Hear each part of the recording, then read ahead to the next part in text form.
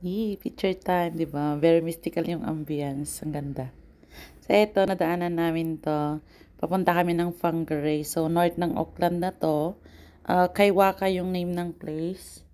Ito is yung Utopia Cafe. 'Di ba? Kakaiba. Utopia. Pero very familiar yung Utopia, 'di ba? Yan, ganda. So, naglalakad ako. Ayan, ang ganda. Nakaka-amaze.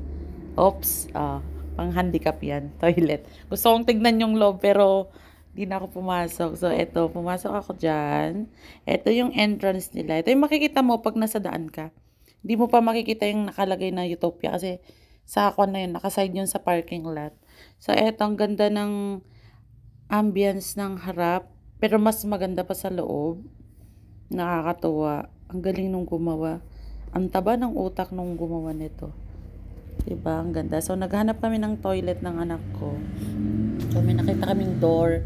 May male and female na na-sign. So, sabi ko, doon, punta ka doon sa female ka ako sa kanya. Kaso, pag silip namin yun, may bed. Nagulat siya. Gusto na niya, umalis, natakot siya eh. Sabi niya, tingnan mo. Sabi ko, ako na nag-open. Eh, nung in-open namin, toilet pala. Ayun, tumatawa na siya.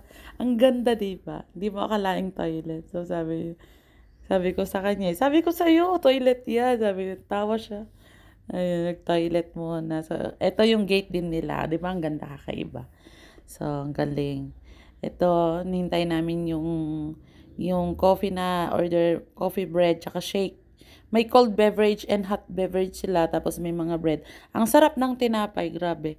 Di ko makalimutan yung lasa. Parang gusto kong matikman ulit. Ang sarap nun.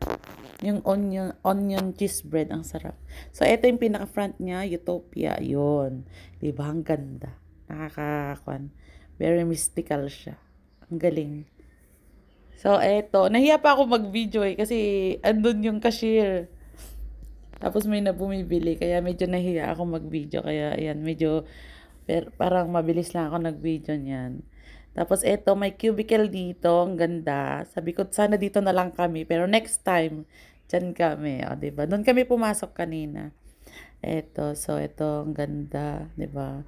O, family picture. O, thank you for watching.